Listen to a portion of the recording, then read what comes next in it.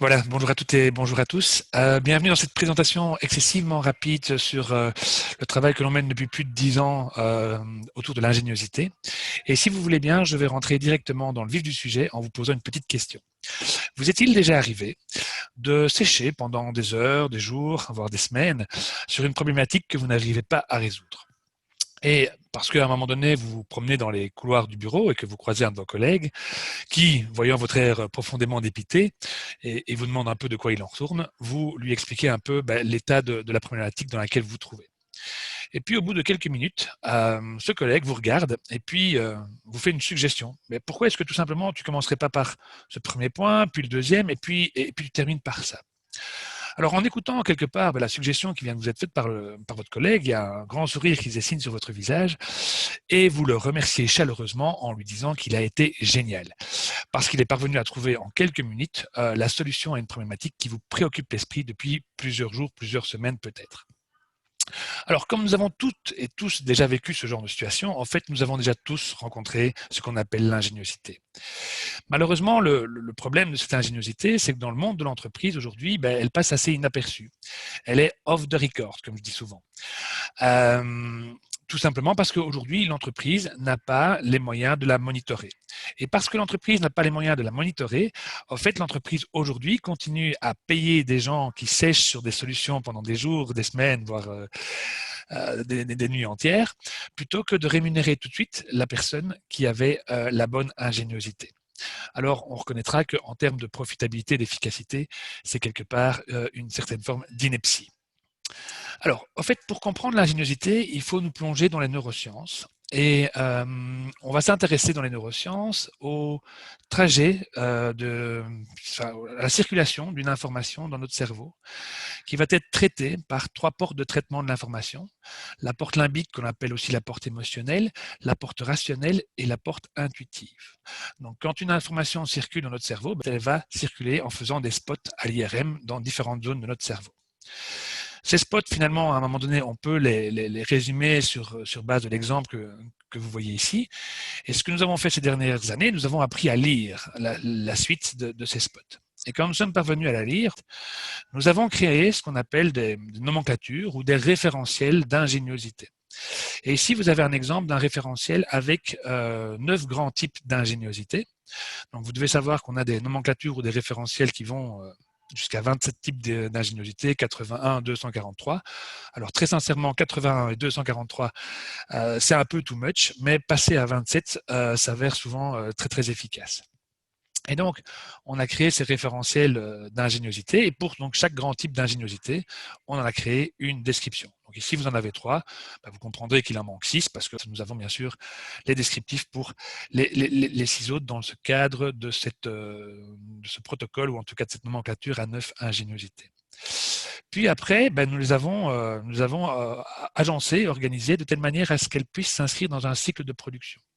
Alors, pour faire une petite analogie avec le monde que l'on connaît actuellement, le monde des métiers, j'ai envie de dire, quand vous voulez, si vous voulez, par exemple, développer une nouvelle application, une nouvelle technologie qui vous permette de réduire la consommation énergétique des bâtiments, vous savez que vous avez besoin en premier lieu d'un marketeer qui va comprendre le marché, les besoins et l'état de la technologie actuelle. Par la suite, vous allez céder le travail qu'il a fait à des ingénieurs ou des développeurs qui eux-mêmes vont devoir céder leur travail à des commerciaux pour vendre la solution. Et enfin, vous ferez appel à des gestionnaires qui vont gérer les flux financiers entrant et sortant dans l'entreprise. Ça devait être exactement la même chose pour l'ingéniosité. Et donc, c'est pourquoi nous avons pas replacé ces ingéniosités dans une perspective de production. Et enfin, il nous fallait créer un outil de management de tout ça, qu'on a appelé The Game, parce qu'on le veut le plus ludique possible, et qui permette à l'entreprise, en fonction des enjeux qu'elle rencontre, de pouvoir concrètement identifier quelles sont les bonnes ingéniosités, voir comment articuler les ingéniosités des uns et des autres pour en arriver à ce qu'on va appeler une ingéniosité collective. Voilà, ça c'est tout ce que nous avons fait ces 10 dernières années. Et l'objectif de tout ça, c'est de permettre aux organisations de travail et aux entreprises d'avancer vers un management qu'on va dire éclairé par l'ingéniosité. Alors, en avançant vers un management éclairé par l'ingéniosité, vous allez vous rendre compte que, et là, bon, je vous réfère au petit exemple de début, hein, donc c'est un peu stupide de payer enfin, de payer cher des gens qui travaillent pendant des heures, des jours, voire des semaines sur des problématiques qu'ils n'arrivent pas à résoudre, plutôt que de payer directement la personne qui a la solution. Donc, vous allez augmenter votre efficacité, la productivité et bien sûr la profitabilité de votre entreprise. Le deuxième avantage, c'est que aujourd'hui, quand vous pilotez les ressources humaines, ben, vous connaissez les connaissances des gens, les compétences des gens, leurs diplômes, leur expertise et leur expérience. Et c'est sur base de ça que vous affectez les ressources ou la richesse humaine. Mais une fois que vous rentrez dans la question de l'ingéniosité, vous allez aussi investir dans une nouvelle source de création de valeur parce que nous avons tous une ingéniosité propre. Qu'aujourd'hui vous ne monitorez pas, mais qui va vous permettre de gérer et de piloter les problématiques qui sont perçues comme complexes et de faire en sorte qu'émergent des solutions nouvelles, simples, pragmatiques et efficaces. Voilà. Troisième avantage, alors ça c'est un avantage qui nous a été ramené par les équipes avec lesquelles nous avons déjà travaillé et pas par le management, c'est quelque part déployer l'ingéniosité dans une entreprise, ça amène une nouvelle dynamique dans l'équipe, une dynamique qui sera plus inclusive, plus agile et surtout plus enthousiasmante. Alors pour comprendre ça, il faut juste se remettre dans la posture actuelle. En fait aujourd'hui, dans les ressources humaines, nous regardons la ressource humaine comme étant toujours en développement de carrière, en développement de compétences, en développement de potentiel. Mais quand vous intégrez l'ingéniosité, en fait, c'est quelque chose qui est là immédiatement disponible, hein, parce que c'est une mécanique cérébrale qui nous est propre à chacun. Et donc, à partir du moment où vous reconnaissez à chacun une valeur en termes d'ingéniosité, et que ben, ça permet, je dirais, aux différentes personnes de se rendre compte très rapidement que quand elles activent leur ingéniosité, quand elles l'entraînent et quand elles la mettent au service des autres, ben, elles reçoivent très rapidement en retour des remerciements. Et donc, il y a de la reconnaissance sociale, il y a de l'estime de soi et il y a de la confiance en soi qui se dégage. Et donc, comme chaque personne reconnaît à l'autre une valeur qu'elle n'a pas, et réciproquement, mais ça crée toutes des personnes qui sont terriblement enthousiasmantes et qui vont s'articuler ensemble avec dans un tout très très dynamique. Alors, quatrième avantage à déployer l'ingéniosité, c'est que vous allez fonctionner en intelligence totale. C'est-à-dire qu'aujourd'hui, ça fait longtemps, je vous mettrai un petit CV à la fin de la présentation, que je travaille dans le monde de l'entreprise. Il est très rare, je pense que j'ai peut-être un seul exemple aujourd'hui d'une entreprise qui fonctionne en intelligence totale, parce que la plupart de nos entreprises se sont organisées pour des raisons qui se ressemblent, s'assemblent, et donc de facilité de travailler ensemble, autour de l'une ou l'autre forme d'intelligence ou, si vous voulez, d'ingéniosité. Et celle que l'on retrouve sans doute le plus aujourd'hui dans le monde de l'entreprise, je dirais, c'est l'intelligence rationnelle. C'est des entreprises qui s'articulent autour de notre capacité, ou en tout cas des facultés des gens, à bien raisonner. On voit aujourd'hui aussi de plus en plus d'autres types d'entreprises qui arrivent, ces entreprises qui ont investi dans le flat management et qui, elles, ont investi, et pour certaines, surinvesti dans ce qu'on va appeler plutôt l'intelligence émotionnelle, l'intelligence collective, et donc cette capacité à interagir entre individus. Avec l'implémentation de l'ingéniosité, en fait, vous allez commencer à pondérer de manière beaucoup plus précise les différentes formes d'ingéniosité dont vous avez besoin pour faire face aux principaux enjeux qui se présentent à vous. Autre gros avantage, c'est que vous allez anticiper les changements de métier du fait de l'avènement de l'intelligence artificielle. Ça fait pas mal d'années que je suis aussi tout ce qui est lié à l'intelligence artificielle de par mes métiers respectifs. Et je peux vous garantir que l'ingéniosité, c'est indéniablement la plus grande valeur que nous pouvons déployer et qui va nous soustraire quelque part à la concurrence de l'intelligence artificielle.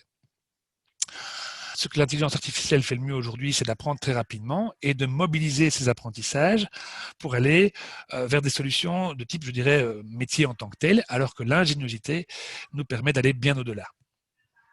Enfin, dernier gros avantage, et alors ça, je m'adresse plus particulièrement à ceux d'entre vous qui ont investi de manière excessivement positive, enthousiaste dans leur RSE. Si demain vous intégrez la notion d'ingéniosité dans vos équipes, vous allez pouvoir aussi capitaliser sur ce qu'on appelle la RSI, à savoir la responsabilité sociétale individuelle. Pourquoi? Parce que notre ingéniosité, mon ingéniosité, elle ne vaut rien pour moi. Enfin, je veux dire, elle me détermine, mais ça ne m'apporte rien en tant que tel. Mais par contre, à partir du moment où je la délivre à des collègues ou à mon organisation de travail, au fait, je crée de la valeur pour ces gens-là. Et donc, je vais recevoir en retour tout ce que je vous dis tout à l'heure, à savoir de la reconnaissance, de la confiance en moi et de l'estime de moi. Donc l'ingéniosité, c'est quelque part un devoir que l'on a, j'ai envie de dire, de délivrer aux autres quelque chose qui nous est propre et qui est porteur de solutions pour les autres. Voilà.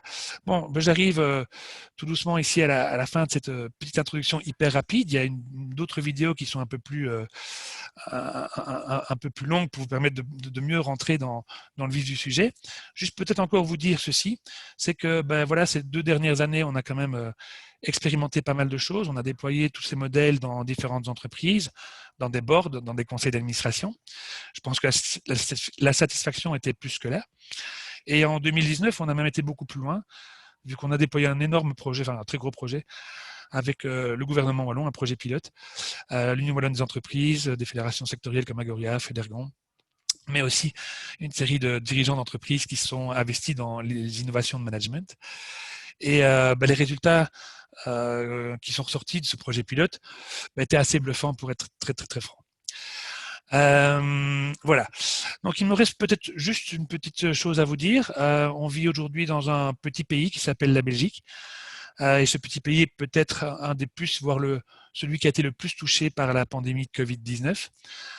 C'est aussi dans ce petit pays qu'il y a une société qui s'appelle 4P Agency, dont je suis le responsable, et qui travaille depuis une dizaine d'années sur l'ingéniosité. Et donc, je voudrais juste partager une conviction. Aujourd'hui, nos hommes politiques nous disent que notre plus grande responsabilité par rapport à tout ce qui se passe, c'est de respecter les gestes barrières.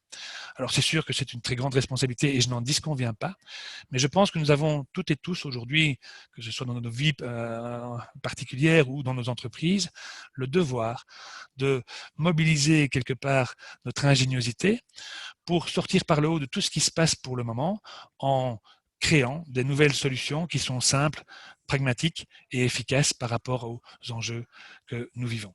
Donc si vous partagez quelque part cet avis, si en tant que particulier, surtout en tant qu'entreprise, vous dites ok, effectivement, il y a des choses qu'il faut faire avancer là maintenant, ben, vous avez compris, vous n'hésitez pas à me revenir, je vais vous laisser mes coordonnées à la fin. Parce que nous, de notre côté, je vous avoue que notre ambition aujourd'hui est de déployer le plus rapidement possible et massivement possible cette ingéniosité au profit des entreprises et de la population en Belgique et plus particulièrement en Wallonie. Voilà, je vous remercie beaucoup. Je vous dis au revoir et peut-être à bientôt.